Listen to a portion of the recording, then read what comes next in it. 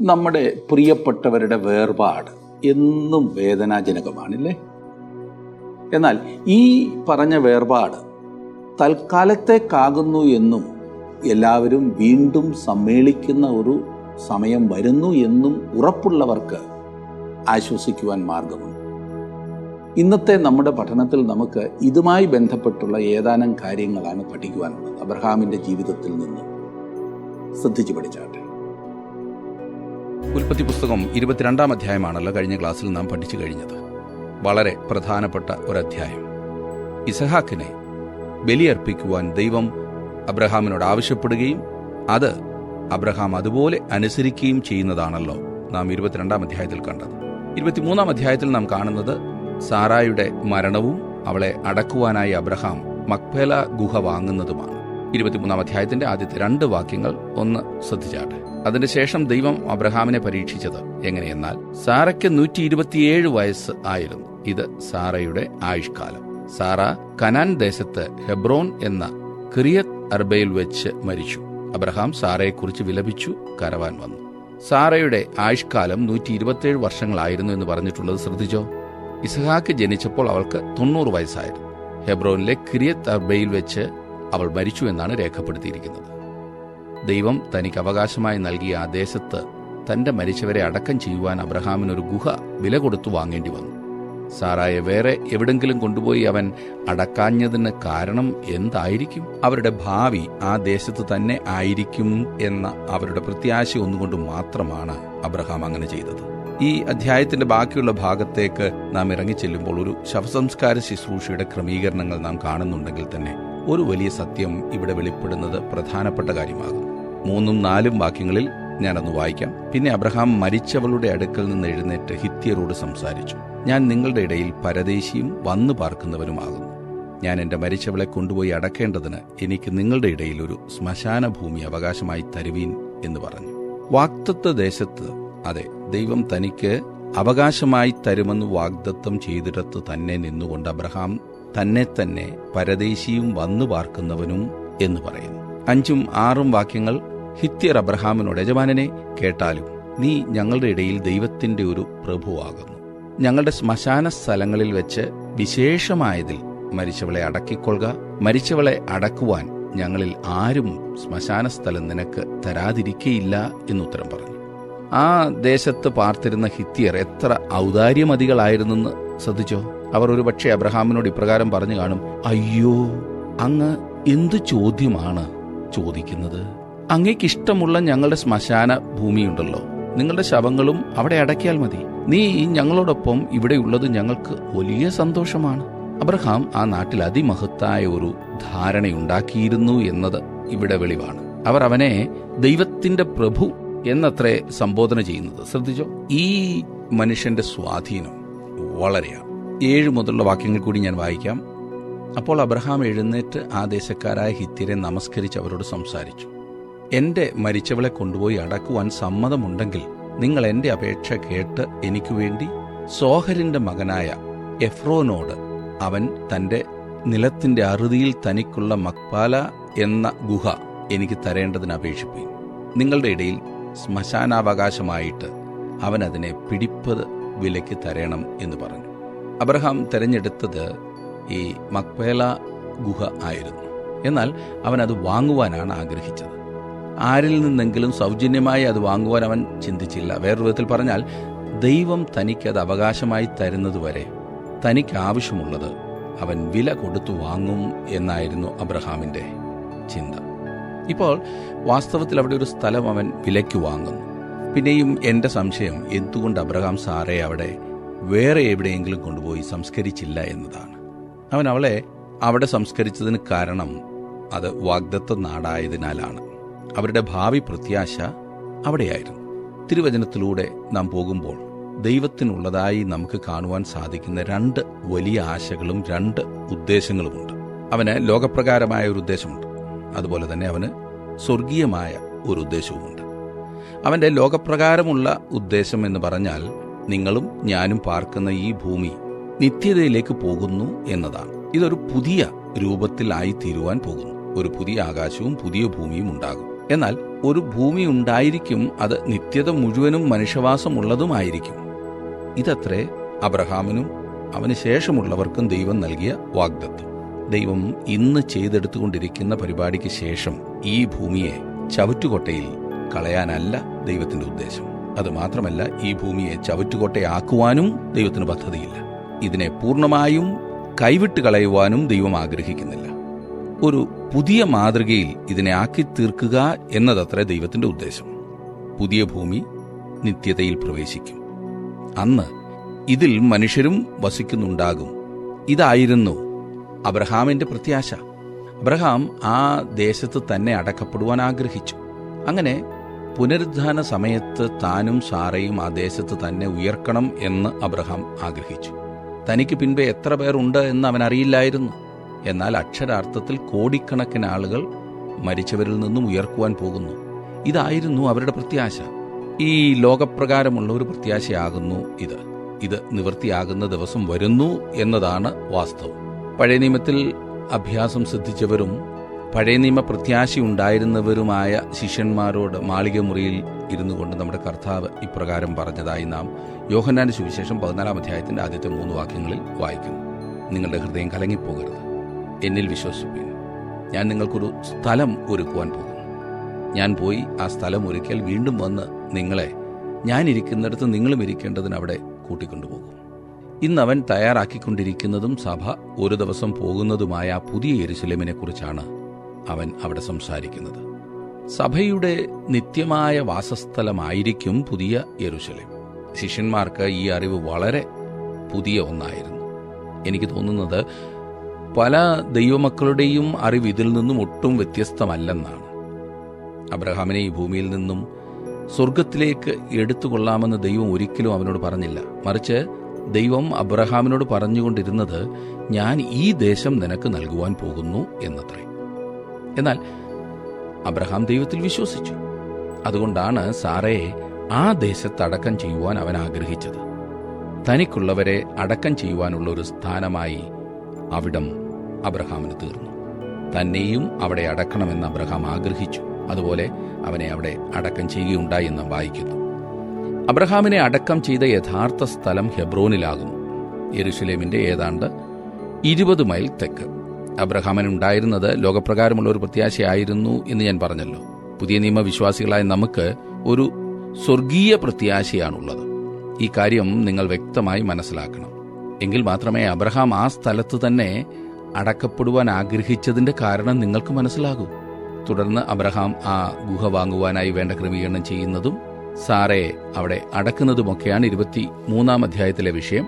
ഞാൻ 23 അധ്യായത്തിലെ പഠനം ഇപ്പോൾ അവസാനിപ്പിക്കുകയാണ്. ഇനിയും 24 അധ്യായത്തിലേക്ക് നാം പ്രവേശിക്കുന്നു. ഒരു വ്യക്തിക്ക് തന്റെ ഭാര്യയെ കിട്ടിയതിന്റെ അഥവാ ഒരാൾക്ക് തന്റെ ജീവിത പങ്കാളിയെ തെരഞ്ഞെടുക്കുവാൻ ഉപയോഗിച്ച പ്രമാണങ്ങളാണ് ഉൽപ്പത്തി പുസ്തകത്തിലെ ഏറ്റവും വലിയ അധ്യായത്തിൽ രേഖപ്പെടുത്തിയിരിക്കുന്നത് എന്നറിയുമ്പോൾ ആരാണെങ്കിലും അത്ഭുതപ്പെടും. ഭാര്യയെ കിട്ടുന്നത് നല്ല കാര്യമാണെങ്കിലും അത് വിവരിക്കുവാൻ ഇത്രയും സ്ഥലം കൊടുക്കേണ്ടതുണ്ടോ എന്നതാണ് സംശയം. സൃഷ്ടിപ്പിനെക്കുറിച്ച് രേഖപ്പെടുത്തിയിരിക്കുന്നത് വെറും 31 വാക്യങ്ങളിൽ ഒതുക്കിയപ്പോൾ അബ്രഹാം തന്റെ മകന് എങ്ങനെയാണ് ഒരു ഭാര്യയെ തെരഞ്ഞെടുത്തതെന്ന് പറയുവാൻ 67 വാക്യങ്ങൾ ദൈവത്തിന്റെ പരിശുദ്ധാത്മാവ് ഉപയോഗിച്ചു എന്നോർക്കണം.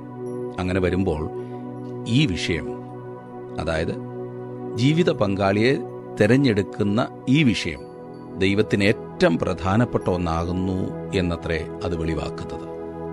മനുഷ്യന്റെ സന്തോഷ സമാധാനങ്ങളെ നിയന്ത്രിക്കുന്ന അതിപ്രധാന ഘടകങ്ങളിൽ ഒന്നത്രേ അവന്റെ വിവാഹം, കുടുംബം. ഒരാളുടെ വിവാഹം സന്തുഷ്ടമാണെങ്കിൽ ആളുടെ ജീവിതം തന്നെ സന്തുഷ്ടമായിരിക്കും.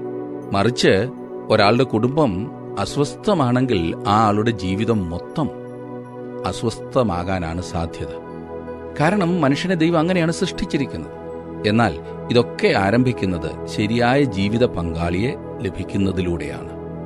ശലോമോൻ രാജാവ് എഴുതിയത്, ഭാര്യയെ കിട്ടുന്നവന് നന്മ കിട്ടുന്നു, യഹോവയോട് പ്രസാദം ലഭിച്ചിരിക്കുന്നു എന്നത്രേ. സദൃശവാക്യങ്ങൾ 18:22.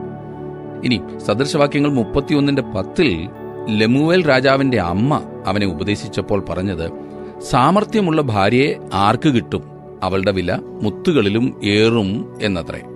എന്നാൽ ഈ വലിയ അനുഗ്രഹം പ്രാപിക്കുന്നത് ശരിയായ ജീവിത പങ്കാളിയെ തെരഞ്ഞെടുക്കുന്നതിലൂടെയാണ് എന്ന് മറക്കരുത്. ആദിയിൽ വിവാഹം സ്ഥാപിച്ചത് ദൈവമാകും. ഇത് ബൈബിൾ രേഖപ്പെടുത്തിയിരിക്കുന്ന അതിമഹത്തായ ഒരു സത്യമാണ്. ആദാമിനെ സൃഷ്ടിച്ചിട്ട് ദൈവം അവന് തക്ക ഒരു തുണയുണ്ടാക്കി കൊടുത്തു എന്ന് നാം വായിക്കുന്നു. അതെ, ആദാം തനിയെ ഇരിക്കുന്നത് നന്നല്ല എന്ന് കണ്ട ദൈവം അവന് തക്ക ഒരു തുണയെ ഉണ്ടാക്കിയെന്നും അവരെ ഒരുമിച്ച് കൊണ്ടുവന്ന് ഒന്നാക്കിയെന്നും ഉൽപ്പത്തി പുസ്തകം 2-ാം അധ്യായത്തിന്റെ 22 മുതൽ 25 വരെയുള്ള വാക്യങ്ങളിൽ നാം കാണുന്നു. ആദിയിൽ ദൈവം തന്നെയാണ് മനുഷ്യന് വേണ്ടി ഭാര്യയെ തിരഞ്ഞെടുത്തത്. അത് എല്ലാം കൊണ്ടും തക്ക തുണ ആയിരുന്നു താനും. അങ്ങനെ ഉൽപ്പത്തി 2-ാം അധ്യായത്തിൽ രേഖപ്പെടുത്തിയിരിക്കുന്നതിൽ നിന്നും വിവാഹത്തിന്റെ അടിസ്ഥാന പ്രമാണങ്ങൾ അഥവാ ദൈവം വെച്ച ഡിസൈൻ, രൂപരേഖ നമുക്ക് കാണുവാൻ കഴിയും. ഒരു പുരുഷന് ഭാര്യയായി ഒരു സ്ത്രീ മാത്രമേ ആകാവൂ എന്നും, ഒരു പുരുഷന് ഭാര്യയായി ഒരു സ്ത്രീ മാത്രമേ ആകാവൂ എന്നും, ഒരു സ്ത്രീക്ക് ഭർത്താവായി ഒരു പുരുഷൻ മാത്രമേ ആകാവൂ എന്നും, വിവാഹത്താൽ അവർ ഇരുവരും ഒന്നായിത്തീരുന്നതിനാൽ മറ്റൊരു ബന്ധവും ഭാര്യാഭർത്തൃ ബന്ധത്തിനിടയിൽ കയറുവാൻ അനുവദിച്ചുകൂടാ എന്നുമുള്ള ദൈവത്തിന്റെ ഡിസൈൻ, രൂപകൽപ്പന. ദൈവത്തിന്റെ ഈ രൂപകൽപ്പന പ്രകാരം ഓരോരുത്തരും ജീവിത പങ്കാളിയെ തെരഞ്ഞെടുക്കുവാൻ ദൈവം മനുഷ്യനെ ആക്കി വെച്ചു. ഓർക്കണം, അബ്രഹാമിന്റെ സമയം ആയപ്പോഴേക്കും ഏതാണ്ട് 2000-ലധികം വർഷങ്ങൾ മനുഷ്യർ ഭൂമിയിൽ ജീവിച്ചു കഴിഞ്ഞു. ഈ പറഞ്ഞ കാലയളവിൽ മനുഷ്യർ എങ്ങനെയായിരുന്നു തങ്ങളുടെ ജീവിതത്തിലെ ഈ അതിപ്രധാന തെരഞ്ഞെടുപ്പ് നടത്തിയിരുന്നത് എന്നതിനെക്കുറിച്ച് നമുക്ക് രേഖകളൊന്നുമില്ല. എന്നാൽ ഭൂമിയിൽ മനുഷ്യൻ പെരുകുന്നത് പോലെ തന്നെ വഷളത്വവും പെരുകിക്കൊണ്ടിരുന്നു എന്ന് നോഹയുടെ ചരിത്രത്തിൽ നിന്നും ബാബേൽ ഗോപുരത്തിന്റെ ചരിത്രത്തിൽ നിന്നും ഒക്കെ നമുക്ക് കാണാൻ സാധിക്കുന്നുണ്ട്. എന്നാൽ ദൈവം തന്റെ പദ്ധതി പ്രകാരം അബ്രഹാമിലൂടെ ഒരു വംശത്തെ വാർത്തെടുത്ത് ലോകത്തിന്റെ രക്ഷകനെ ഈ ഭൂമിയിലേക്ക് അയക്കുവാൻ പരിപാടിയിട്ടപ്പോൾ മനുഷ്യന്റെ സന്തോഷ സമാധാനങ്ങളെ നിയന്ത്രിക്കുന്ന കുടുംബം ദൈവഹിതപ്രകാരം എങ്ങനെയാണ് ആരംഭിക്കേണ്ടത് എന്നതത്രേ ഉൽപ്പത്തി പുസ്തകം 24-ാം അധ്യായത്തിൽ കൂടെ നമ്മെ പഠിപ്പിക്കുന്നത്. അപ്പോൾ മനസ്സിലായോ? ദൈവത്തിന്റെ സ്നേഹിതനായി അറിയപ്പെടുന്ന, ദൈവഹിതം വ്യക്തമായി മനസ്സിലാക്കി ജീവിച്ചിരുന്ന അബ്രഹാം തന്റെ മകൻ ഇസഹാക്കിന് ഭാര്യയെ സെലക്ട് ചെയ്യുന്നതിന് ഉപയോഗിച്ച പ്രമാണങ്ങൾ ദൈവത്തിന്റെ ഡിസൈൻ ആകുന്നു എന്നത്ര ഞാൻ പറഞ്ഞത്. ഉൽപ്പത്തി പുസ്തകം 24-ാം അധ്യായം അതുകൊണ്ട് വളരെ പ്രധാനപ്പെട്ട ഒരു അധ്യായം അത്രേ, പ്രത്യേകിച്ച് ഇന്ന് ജീവിക്കുന്ന നമുക്ക് ഓരോരുത്തർക്കും. ലോകത്തിൽ ഏറ്റവും അധികം ഡിമാൻഡുള്ള ഒരു വിഷയം തന്നെയാണ് ഈ പറഞ്ഞത്, ജീവിത പങ്കാളിയെ സെലക്ട് ചെയ്യുക. മിക്കവാറും എല്ലാ നോവലുകളുടെയും ഇതിവൃത്തം ഇതുതന്നെയാണല്ലോ. ഇന്നോളം ഇറങ്ങിയിട്ടുള്ള ചലച്ചിത്രങ്ങളിൽ ഒട്ടുമുക്കാലും ഈ വിഷയമാകുന്നു കൈകാര്യം ചെയ്യുന്നത്. ജീവിത പങ്കാളിയെ സ്വന്തമാക്കുവാനുള്ള വേലകളും തന്ത്രങ്ങളും. കരയും കടലും താണ്ടി കാടും മേടും കയറി തനിക്കിഷ്ടപ്പെട്ട ഒരാളെ സ്വന്തമാക്കുന്ന ഇതിവൃത്തമാണ് എല്ലാ കഥയിലും. ഈ പറഞ്ഞത് സ്വാഭാവികമാണെന്ന് മറക്കരുത്. എന്നാൽ പ്രമാണം തെറ്റി ഓടുന്നതിനാൽ ഒന്നും നേരെ ചൊവ്വേ പോകുന്നില്ല. ഇത്രയും വലിയൊരു വിഷയം ദൈവമക്കളെന്ന് അവകാശപ്പെടുന്നവർ വളരെ ലാഘവത്തോടെ കാണുന്നതിനാലാണ് ഇന്ന് കുടുംബങ്ങൾ തകർന്ന് തരിപ്പണമായിക്കൊണ്ടിരിക്കുന്നത്. ദൈവം വെച്ചിരിക്കുന്ന പ്രമാണങ്ങൾ എന്നെന്നും പ്രായോഗികമാണ്. അത് തെറ്റിയാൽ സകലതും തകരുന്നത് കാണാം, അനുഭവിക്കാം. ഒരാളിലെ എന്തെങ്കിലുമൊക്കെ ഇഷ്ടപ്പെട്ടതുകൊണ്ട് മാത്രം ആ ആളുമായി പങ്കാളിത്തമാകാം എന്നില്ല. ചിലർക്ക് സൗന്ദര്യമാണ് നോട്ടമെങ്കിൽ മറ്റു ചിലർക്ക് വിദ്യാഭ്യാസം, ചിലർക്ക് പണമാണ് നോട്ടമെങ്കിൽ വേറെ ചിലർക്ക് വിദേശത്തു പോകുവാൻ ഒരു ചാൻസ്, ചിലർക്ക് കുടുംബ മഹിമയാണ് നോട്ടമെങ്കിൽ ഇനിയും ചിലർക്ക് കഴിവുകൾ. അങ്ങനെ പോകുന്ന ആ ലിസ്റ്റ്. ഓരോ സംസ്കാരത്തിലും ജീവിത പങ്കാളിയെ തെരഞ്ഞെടുക്കുന്നതിന് വ്യത്യസ്തങ്ങളായ മാർഗങ്ങളുണ്ട് എന്ന് മാത്രമല്ല, കാലാകാലങ്ങളിൽ ഇത് മാറിക്കൊണ്ടുമിരിക്കും. മലയാളികളുടെ തന്നെ സ്ഥിതി ഒന്ന് പരിശോധിച്ച് കഴിഞ്ഞ 50 വർഷത്തിനിടയിൽ ഉണ്ടായിട്ടുള്ള മാറ്റങ്ങൾ എത്ര ഭയങ്കരമാണ്. പണ്ടൊക്കെ കല്യാണം കഴിച്ച് ഒരുമിച്ച് ജീവിക്കുവാൻ പോകുന്ന പെണ്ണിനും ചെറുക്കനും കല്യാണത്തിനു മുൻപ് തമ്മിൽ കാണുവാനോ സംസാരിക്കുവാനോ അനുവാദമില്ലായിരുന്നു. ഒക്കെ അപ്പൻ തീരുമാനിക്കും, അല്ലെങ്കിൽ അമ്മാവൻ തീരുമാനിക്കും. എങ്ങാനും ഒരു പെൺകുട്ടി സ്വന്തം തീരുമാനത്താൽ ഒരു ആൺകുട്ടിയെ ഇഷ്ടപ്പെട്ടു പോയാൽ അത് നാട്ടുകാരറിഞ്ഞാൽ പിന്നെ അവളുടെ കല്യാണം ഒരു നടക്കൊന്നും നടക്കുമായിരുന്നില്ല. അവര് പ്രേമിച്ച് കിട്ടിയതാണെന്ന് പറയുമ്പോഴത്തെ ആ ഗൗരവം കണ്ടിട്ടുണ്ടോ? ഇന്നോ ഒക്കെ മാറിയില്ലേ? കാലത്തിനനുസരിച്ച് കോലം മാറി. പണ്ടൊക്കെ ദല്ലാൾമാരും മൂന്നാന്മാരും ചെയ്തുകൊണ്ടിരുന്ന പണി ഇപ്പോൾ പത്രങ്ങളായി, മാസികകളായി, വെബ്സൈറ്റ്സായി, ഫേസ്ബുക്കായി അങ്ങനെ പോകുന്നു. അത് ഓരോ ജാതിക്കാർക്കും മതക്കാർക്കും സഭക്കാർക്കും ഭാഷക്കാർക്കും പ്രത്യേകം പരസ്യമുണ്ടല്ലോ. പണ്ടൊക്കെ തെരഞ്ഞെടുക്കുവാൻ അധികം ആരും ഉണ്ടായിരുന്നില്ലെങ്കിൽ ഇന്ന് ആയിരക്കണക്കിന് ആളുകളിൽ നിന്നും ഇഷ്ടപ്പെട്ടവരെ തെരഞ്ഞെടുക്കാം, ഏത് പ്രായത്തിലും ഏത് വിധത്തിലും എങ്ങനെയും. ഇനിയും കുറെ പേരുടെ വാദം, എന്തിനാണ് ഈ ആവശ്യമില്ലാത്ത നിയമങ്ങളൊക്കെ? ഇഷ്ടപ്പെട്ട ഒരാണും പെണ്ണും കൂടി ഒരുമിച്ച് ജീവിക്കുവാൻ തീരുമാനിച്ചാൽ അത് വിവാഹമാകില്ലേ, കുടുംബമാകില്ലേ എന്നാണ്. അതിനെന്തിനാ ജാതി, മതം, ഭാഷ, സഭ, ദൈവം എന്നിവയൊക്കെ ഇടയ്ക്ക് കയറി വരുന്നത്? ഒരു വിധത്തിൽ ചിന്തിച്ചാൽ അത് ന്യായമായൊരു വാദം തന്നെയാണ്. ചിന്തിക്കുവാനും തീരുമാനിക്കുവാനും കഴിവുള്ള ജനം. എന്നാൽ പ്രശ്നം അതല്ല, വിവാഹമോചനം അടിക്കടി വർദ്ധിച്ചു വരുന്നു. ഇതെങ്ങനെ കൈകാര്യം ചെയ്യുമെന്ന് അറിയാതെ അന്ധാളിച്ചു നിൽക്കുന്ന നേതാക്കന്മാർ, മാതാപിതാക്കൾ. ഒന്നിച്ച് ജീവിക്കുവാൻ നിവൃത്തിയില്ലെങ്കിൽ പിരിയുന്നതാണ് നല്ലതെന്ന് എല്ലാവരും സമ്മതിക്കും. എന്നാൽ നിന്നാലും പിരിഞ്ഞാലും ഈ തകർന്ന ബന്ധങ്ങൾ വരുത്തിവെക്കുന്ന മുറിവുകൾ ആറുണക്കും, എന്നുണങ്ങും? ഇതാണ് പ്രശ്നം. ദൈവം കൂട്ടിച്ചേർത്തതിനെ മനുഷ്യൻ വേർപിരിക്കരുതെന്ന് വേദവാക്യം. എന്നാൽ ദൈവമാണോ കൂട്ടിച്ചേർത്തത്, അതോ മനുഷ്യൻ ദൈവത്തെ മാറ്റി നിർത്തിയിട്ട് കൂടിയതാണോ എന്ന് സംശയം. ഇതെങ്ങനെ നാം തിരിച്ചറിയും? അതിനാണ് ഉൽപ്പത്തി പുസ്തകം 24 അധ്യായം നമുക്ക് നൽകിയിരിക്കുന്നത്. എന്താ? ശ്രദ്ധിച്ച് പഠിച്ച് ഒരു തീരുമാനമെടുക്കരുതോ? ഉൽപ്പത്തി പുസ്തകത്തിന്റെ ആദ്യത്തെ ഭാഗമായ 1 മുതൽ 11 വരെയുള്ള അധ്യായങ്ങൾ 4 അതിപ്രധാന സംഭവങ്ങളാണ് വിവരിക്കുന്നത്.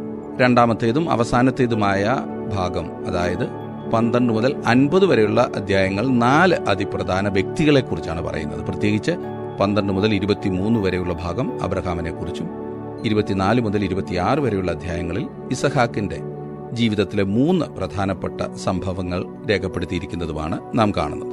പ്രത്യേകിച്ച് ഇസഹാക്കിന്റെ വിവാഹമാണല്ലോ ഈ 24 അധ്യായത്തിലെ വിഷയം. മനുഷ്യകുലത്തിന് ദൈവം നൽകിയ 2 സുസ്ഥാപിത നിയമങ്ങളുണ്ട്. ഒന്ന് വിവാഹം, മറ്റേത് മാനുഷിക ഭരണ സമ്പ്രദായം. സാർവലൗകികവും സർവപ്രധാനവുമായ 2 നിയമങ്ങൾ ഇവയത്രേ. ഇവ തകർക്കപ്പെടുമ്പോൾ ഒരു സമൂഹം ഛിന്നഭിന്നമാകും. ഏതൊരു സമൂഹത്തിന്റെയും നട്ടെല്ലാകുന്നു കുടുംബം. ദൈവം അതറിയുന്നു. സമൂഹത്തിന് ശക്തിയും സ്ഥിരതയും നൽകണമെന്നുള്ള ചിന്തയിൽ ദൈവം വിവാഹം സ്ഥാപിച്ചു. മാനുഷിക ഭരണ സമ്പ്രദായത്തിന്റെ കാര്യത്തിലും ഇതേ കാര്യം സത്യമാകും. മനുഷ്യജീവനെ സംരക്ഷിക്കുവാനായി മനുഷ്യജീവൻ എടുത്തു കളയുവാനുള്ള അധികാരം ഭരണ സമ്പ്രദായത്തിനുണ്ടായിരിക്കണം. അതത്രേ അതിന്റെ ഉദ്ദേശം. ഇവിടെ ഞാൻ പറയുവാൻ ആഗ്രഹിക്കുന്നത് എന്തെന്നാൽ, ദൈവം നിങ്ങളുടെ വിവാഹ ജീവിതത്തിൽ താല്പര്യമുള്ളവനാകുന്നു. ദൈവത്തെ അതിൽ കൊണ്ടുവരുന്നുവെങ്കിൽ അപ്പോഴാണ് അത് അതിമഹത്താകുന്നത്. ഗലീലയിലെ കാനാവിലെ ഒരു കല്യാണ വിരുന്നിനാണല്ലോ നമ്മുടെ കർത്താവ് തന്റെ ആദ്യത്തെ അത്ഭുതം പ്രവർത്തിച്ചത്. അവൻ എത്ര വിവാഹങ്ങൾക്ക് പോയി എന്ന് എന്നോട് ചോദിച്ചാൽ എനിക്കറിയില്ല കേട്ടോ. എന്നാൽ ഈ പറഞ്ഞ കാനാവിലെ കല്യാണ വിരുന്നിന് അവൻ പോയിരുന്നു എന്ന് നാം കാണുന്നു. 24 അധ്യായത്തിന്റെ 1 വാക്യത്തിലേക്ക് ഞാൻ വരികയാണ്. 24 അധ്യായത്തിന്റെ 1 വാക്യം, അബ്രഹാം വയസ്സ് ചെന്ന് വൃദ്ധനായി. യഹോവ അബ്രഹാമിനെ സകലത്തിലും അനുഗ്രഹിച്ചിരുന്നു. അബ്രഹാം അങ്ങ് വയസ്സനായി. ദൈവം അവനെ സകലത്തിലും അനുഗ്രഹിച്ചു. ഇപ്പോൾ അബ്രഹാം തന്റെ മകൻ ഇസഹാക്കിനൊരു ഭാര്യയെ അന്വേഷിക്കുന്നു. എന്നാൽ താൻ ഇപ്പോൾ പാർക്കുന്ന കനാന്യരുടെ പുത്രിമാരിൽ ഒരാളെ തിരഞ്ഞെടുക്കുവാൻ അബ്രഹാമിന് പരിപാടിയില്ലായിരുന്നു. കാരണമുണ്ട്. ഈ ജനം അന്യ ആരാധനയിലും വിജാതീയ ആചാരങ്ങളും ഒക്കെ മുഴുകിയിരുന്നതായ ഒരു കൂട്ടരായിരുന്നു. മാത്രമല്ല വേറെ പല കാര്യങ്ങളുണ്ട്, മുമ്പോട്ട് പഠിക്കുമ്പോൾ നമുക്കത് കാണാം. അതുകൊണ്ട് അബ്രഹാം തന്റെ ദാസനെ തന്റെ പിതൃഭവനമായിരിക്കുന്നിടത്തേക്ക് അയക്കുന്നു, അതെ, ഹാരാനിലേക്ക്. 2 വാക്യം, തന്റെ വീട്ടിൽ മൂപ്പനും തനിക്കുള്ളതിനൊക്കെയും വിചാരകനുമായ ദാസനോട് അബ്രഹാം പറഞ്ഞത്, നിന്റെ കൈ എന്റെ തുടയിൻ കീഴിൽ വെക്കുക. ആ നാളുകളിൽ മനുഷ്യർ പ്രതിജ്ഞ എടുത്തിരുന്നത് ഇപ്രകാരമായിരുന്നു. അവർ വലതുകരം ഉയർത്തുകയും ഇടതുകരം ബൈബിളിൽ വെക്കുകയും അല്ലായിരുന്നു പതിവ്. അങ്ങനെ ചെയ്യുവാൻ ബൈബിളില്ലായിരുന്നല്ലോ. അവർ ചെയ്തിരുന്നത് ഈ പറഞ്ഞതുപോലെയായിരുന്നു. ഇനിയും എന്തിനാണ് അവൻ തീരുമാനം എടുപ്പിക്കുന്നത് എന്ന് നോക്കിക്കേ. ഇനി ഞാൻ 3 വാക്യം വായിക്കാം. ചുറ്റും പാർക്കുന്ന കനാന്യരുടെ കന്യകമാരിൽ നിന്നും എന്റെ മകന് ഭാര്യയെ എടുക്കാതെ. 4 വാക്യം, എന്റെ ദേശത്തും എന്റെ ചാർച്ചക്കാരുടെ അടുക്കലും ചെന്ന് എന്റെ മകനായ ഇസഹാക്കിന് ഭാര്യയെ എടുക്കുമെന്ന് സ്വർഗത്തിനും ഭൂമിക്കും ദൈവമായ യഹോവയുടെ നാമത്തിൽ ഞാൻ നിന്നെക്കൊണ്ട് സത്യം ചെയ്യിക്കും. ദാസൻ അവനോട്, പക്ഷേ സ്ത്രീക്ക് എന്നോടുകൂടി ഈ ദേശത്തേക്ക് വരുവാൻ മനസ്സില്ലെങ്കിലോ? നീ വിട്ടുപോകുന്ന ദേശത്തേക്ക് ഞാൻ നിന്റെ മകനെ മടക്കിക്കൊണ്ടു പോകണമോ എന്ന് ചോദിച്ചു. അബ്രഹാം അവനോട് പറഞ്ഞത്, എന്റെ മകനെ അവിടേക്ക് മടക്കിക്കൊണ്ടു പോകാതിരിപ്പാൻ സൂക്ഷിച്ചുകൊള്ളുക. വളരെ പ്രധാനപ്പെട്ട ചില കാര്യങ്ങളാണ് ഇവിടെ നാം വായിക്കുന്നത്.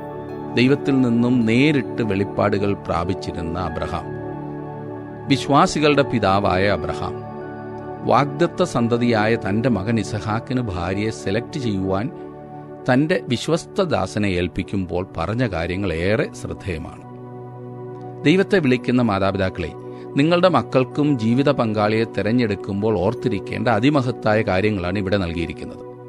വിവാഹം കഴിക്കുവാൻ ഒരുങ്ങിയിരിക്കുന്ന പ്രിയ യുവാവെ, പ്രിയ യുവതിയെ, ഒരു ദൈവ പൈതലായ നിങ്ങൾ ദൈവഹിതപ്രകാരമുള്ളൊരു തെരഞ്ഞെടുപ്പ് നടത്തി നിങ്ങളുടെ വിവാഹ ജീവിതം അർത്ഥപൂർണമാക്കുവാൻ, ആസ്വാദ്യകരമാക്കുവാൻ ഈ പ്രമാണങ്ങളെ മറക്കരുത്.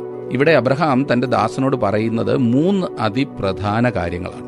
ഒന്ന്, തന്റെ ചുറ്റും പാർക്കുന്ന കനാന്യരിൽ നിന്നും ഇസഹാക്കിന് ഭാര്യയെ എടുക്കരുത്. ഇത് എല്ലാവർക്കുമുള്ള പ്രമാണമല്ല കേട്ടോ, പിന്നെയോ ദൈവമക്കളോട് പറഞ്ഞിരിക്കുന്നതാകുന്നു എന്ന് മറക്കരുത്.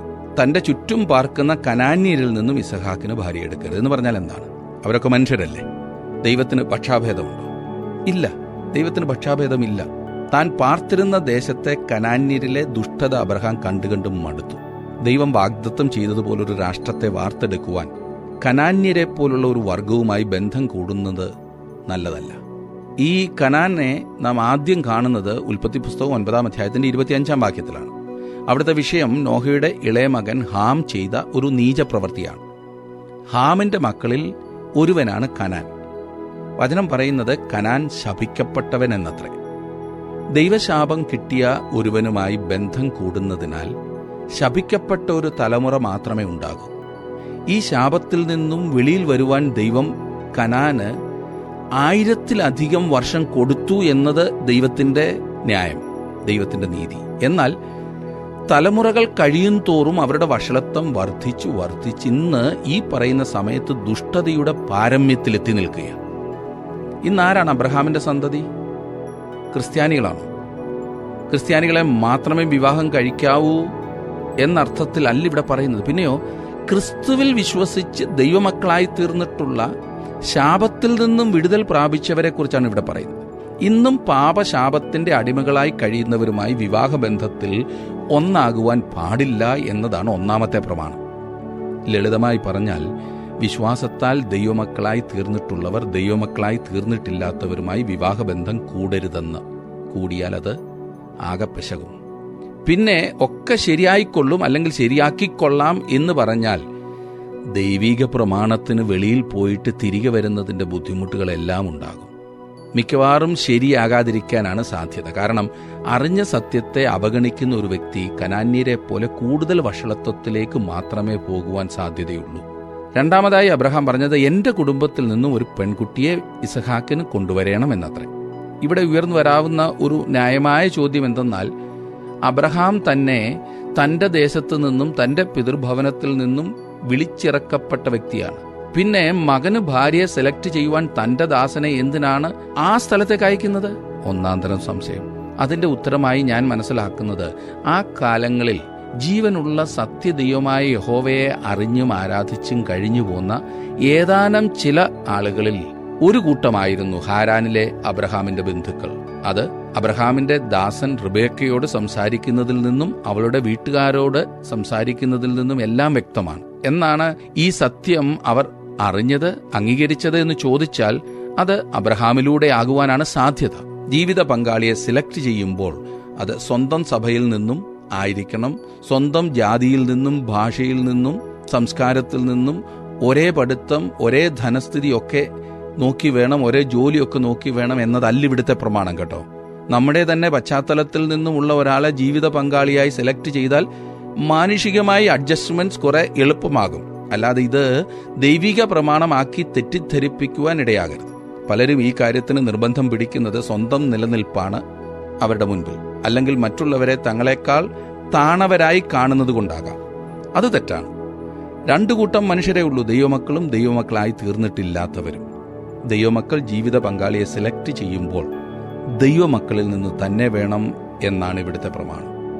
ഇസഹാക്കിനെ അബ്രഹാം വിട്ടുപോകുന്ന ദേശത്തേക്ക് മടക്കിക്കൊണ്ടുപോകുന്ന ഒരു ബന്ധമാകരുത് എന്ന് ദാസനോട് അബ്രഹാം പറയുന്നു. അബ്രഹാമിനെ ദൈവം ഒരു പ്രത്യേക ഉദ്ദേശത്തിന് വേണ്ടി വിളിച്ചു വേർതിരിച്ചതാണ്.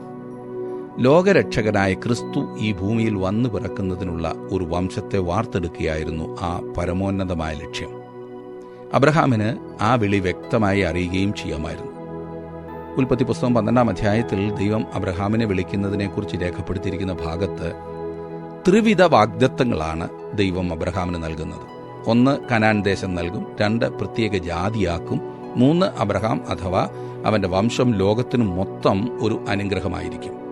ഈ അനുഗ്രഹങ്ങൾ പ്രാപിക്കണമെങ്കിൽ ആ വംശം ആ ദേശത്ത് തന്നെ ആയിരിക്കണം. അതത്രേ അബ്രഹാം ഇത്ര നിഷ്ഠയോടും തന്റെ ദാസനോട് പറയുന്നത്. ഈ പ്രമാണത്തെ വളരെ തെറ്റായും സങ്കുചിതവുമായി ചിന്തിക്കുകയും വ്യാഖ്യാനിച്ച് പഠിപ്പിക്കുകയും ചെയ്യുന്നവരുണ്ട്. ഇത് സഭ മാറുന്നതിനെക്കുറിച്ചോ മതം മാറുന്നതിനെക്കുറിച്ചോ ഒന്നുമല്ല പറയുന്നത്. താങ്കളും ഞാനും കർത്താവായ യേശുക്രിസ്തുവിൽ വിശ്വസിച്ച് വീണ്ടും ജനനം പ്രാപിക്കുമ്പോൾ നമ്മെക്കുറിച്ചുള്ള ദൈവഹിതം അവൻ നമുക്ക് മനസ്സിലാക്കി തരുന്നു. അതിനനുസരിച്ച് വേണം നാം മുൻപോട്ട് പോകേണ്ടത്. അല്ലാത്ത പക്ഷം നാം അനുഗ്രഹം പ്രാപിക്കില്ല, മറ്റുള്ളവർക്ക് ഒരനുഗ്രഹം ആകുകയുമില്ല. നമ്മിൽ ചിലരോട് ദൈവം പറയുന്നത് ജീവിത ശൈലിയിൽ മാറ്റം വരുത്തുവാനാണ്, സ്വഭാവത്തിൽ മാറ്റം വരുത്തുവാൻ, സ്ഥലം മാറുവാൻ, ജോലി മാറുവാൻ, മൂല്യങ്ങളിൽ മാറ്റം വരുത്തുവാൻ, മനോഭാവത്തിൽ മാറ്റം വരുത്തുവാൻ, അങ്ങനെ ഒത്തിരി മാറ്റങ്ങൾ, പുതുക്കപ്പെടുന്ന അനുഭവം. അങ്ങനെ ദൈവഹിതപ്രകാരം വരുത്തിയിട്ടുള്ള മാറ്റങ്ങളിൽ നിന്നും, അതായത് താങ്കളെക്കുറിച്ചുള്ള ദൈവഹിതത്തിൽ നിന്നും താങ്കളെ പിൻപോട്ട് പിടിക്കുന്ന ഒരു വിവാഹബന്ധത്തിൽ ചെന്ന് ചാടരുത്. അതാണ് ഇവിടുത്തെ പ്രമാണം. ആദ്യത്തെ 2 പ്രമാണം കാത്തിട്ടും മൂന്നാമത്തേതിനെ ഗൗരവമായി എടുക്കാതിരുന്ന അനേകം കുടുംബങ്ങളിലെ പൊട്ടിത്തെറികൾ ഞാൻ കണ്ടിട്ടുണ്ട്. ഇന്നും നമുക്ക് ചുറ്റും നാം കാണുന്നുണ്ട്. എത്ര മഹത്തായ പാഠങ്ങളാണ് അബ്രഹാമിന്റെ ജീവിതത്തിൽ നിന്നും നമുക്ക് ലഭിക്കുന്നത്. ഇന്നത്തെ പഠനം നിങ്ങൾക്ക് അനുഗ്രഹപ്രദമായിരുന്നു എന്ന് വിശ്വസിക്കുന്നു. തുടർന്നും ഈ പഠനത്തിൽ പങ്കെടുത്താട്ടെ. ദൈവം നിങ്ങളെ അനുഗ്രഹിക്കട്ടെ. ദൈവകൃപ നിങ്ങളോടുകൂടെ ഇരിക്കുമാറാകട്ടെ.